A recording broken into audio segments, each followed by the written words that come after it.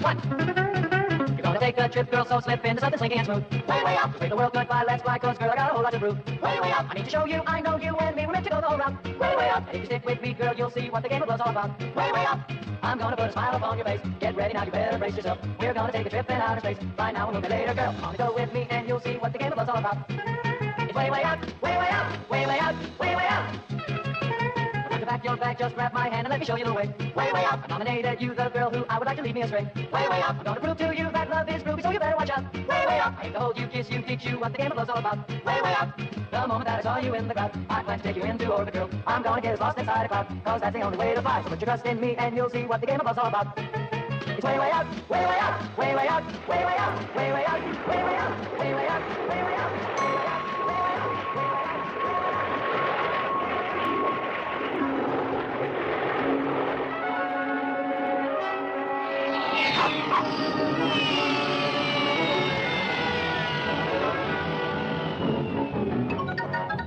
This is Colonel John Shorty Powers in Lunar Launch Control. This story takes place near the turn of the century. Not the last century, the next century. Nothing very much has happened since the 1960s. There is still a United Nations and peace in the world, or at least what we have come to accept as peace.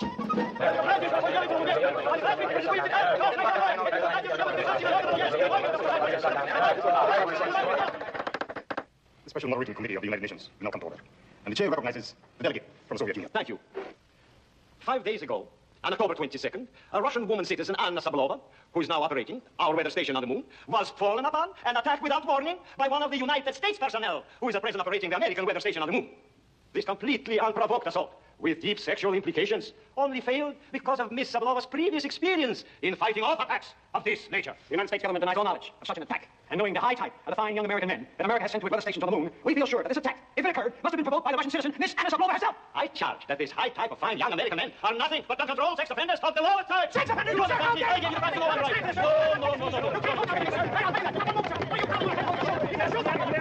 Yes, there is peace on Earth, and great things are happening on the moon. But we would be less than honest if we didn't admit that there may be trouble brewing up there.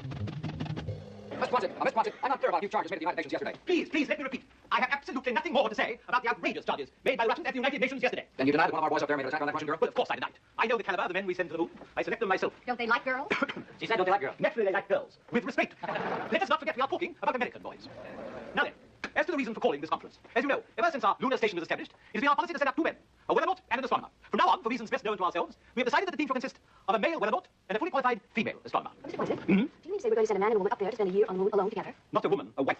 There's a big difference between the two, you know. When was all this decided? Yesterday? This has nothing whatever to do with anything that happened yesterday. This decision was taken some months ago. Why? Is something happening up there that we don't know about? What could be happening on the moon? The moon is a lonely, desolate post. Naturally, certain difficulties arise when men are subjected to those kinds of stresses. What stresses? Personality, disarrangement, deep depressions, the sort of friction which naturally develops between two men who have nothing but each other for company for an entire year. And to be quite frank, the two men we have up there now have tried to do away with each other 3 times in the last 4 months. Where do you plan on finding a weathernaut who's going to fall in love with and marry a female astronomer? It so happens that we have already found just such a couple. At about the same time as our decision was made, it came to our notice that a young weathernaut had fallen in love with one of our girls from the National Space Agency. They have just returned from a blissful 3-week honeymoon. Do we get their names? You get better than that. At this time, I plan to introduce you to... As I was saying, at this time, we plan... Forgive me one moment. What is it, Huxley? It's terrible. What's terrible? Yes, sir. That is the press conference for today. Huxley! Yes, sir. What the hell do you think about it? I'm afraid the fertilizer has hit the ventilator, sir. What are you talking about? The newlyweds. You're in for a terrible shock. Hey, you hope wrong, Pipsqueak, you! Please listen. No, you listen!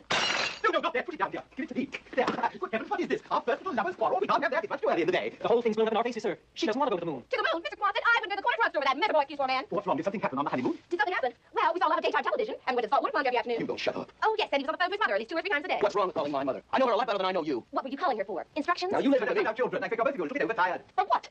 Well, nobody's honeymoon goes smoothly, you know. Good heavens, I wouldn't go through my honeymoon again with Mrs. Constant for... You soon warm to each other on the moon. You've got a whole year together. Forget it. Forget it, my dear child. Your duty is off in under 3 days. I'm looking out right now. What a girl. What an awful girl. I said right from the beginning. Never mind what your lousy mother said. Go after her. Go after her? I never want to see her again as long as I live. Do you realize the position you're putting this country in, you idiot? You should have seen some of the things she did and heard some of the things she wanted to do. Do you think those poor, half-crazed butts stumbling around on the moon care what your wife did on your picking little honeymoon? They are due to be relieved in 6 days. I will not be responsible if they have to wait a moment longer. Well, I certainly can't see your predicament, sir. This isn't a predicament. This is a national disaster, you bungler. We have another trained, very couple available. Well, Mother had an awfully good suggestion when I... Get out. Take your mother... Get out. Yes, sir. Sir. Get out! Well, what do we do now? My neck is out 10 miles on this thing. Maybe we should have listened to that advice of his mother, sir. Don't you try and be funny, Paisley. On the top of everything that's happened, don't you try and be funny. Well, who's next on the list to go? Who's Robertson's backup? Matamore. Who? Matamore. Peter Matamore. Is he still around? Yes, sir. He's next in line. Well, where is he? He's at the centrifuge today. Well, get him out of there. Yes, sir. The button, sir, please. Get him into my office right away. Yes, sir.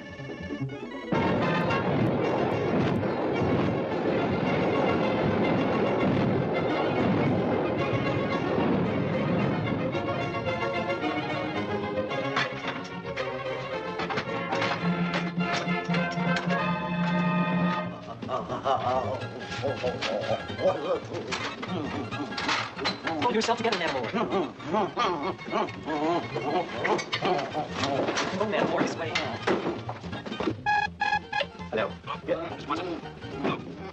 Nick. What's going on? I don't know. I got him out of the centrifuge, and there it was. Is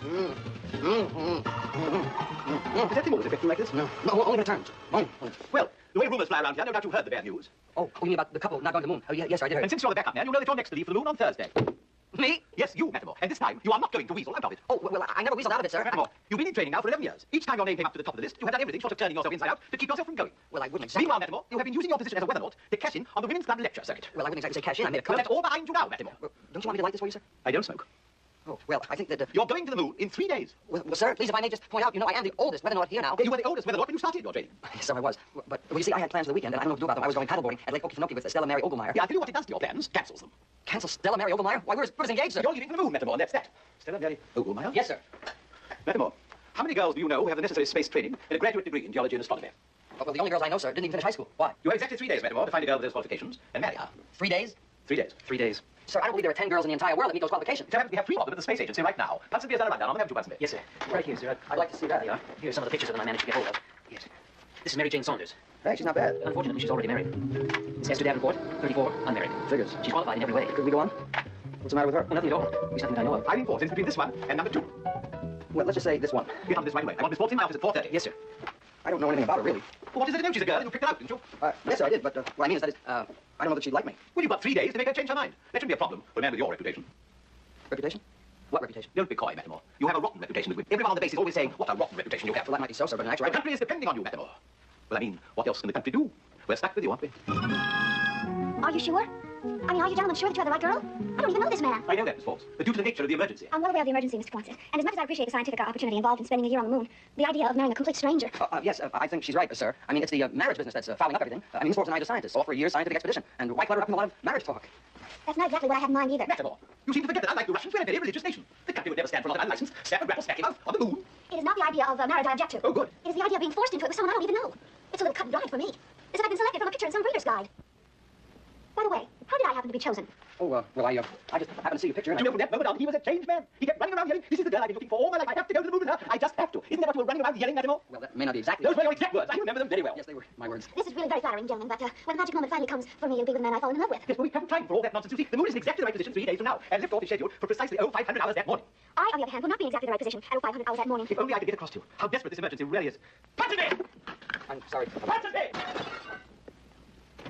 Sorry, sir, the You'll lamp. be behind the lamp. Let me know as soon as we start getting our afternoon weather reports from the moon. We're getting them right down, sir. I wouldn't advise that, sir. That's all right, Ponsonby. But things have deteriorated since yesterday. I said that was all right, Ponsonby. I heard about enough of this, Hoffman. Shut up! I'm warning you. Shut up! Schmidt there.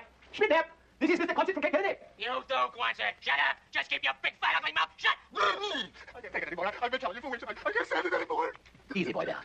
I'll run around a day after day, week after week. Pull yourself together, man. What happened to your teeth? What do you think happened to him? Schmidt knocked him out. I said good morning to him. He knocked my teeth out. Where is he now? Right where he always is. He sat over there staring at me. I can't stand those horrible men any longer. Now, listen to me. Never mind about Schmidt there. You're due to be relieved in a few days. I'll never let them. Sad, isn't it? I hate those horrible men.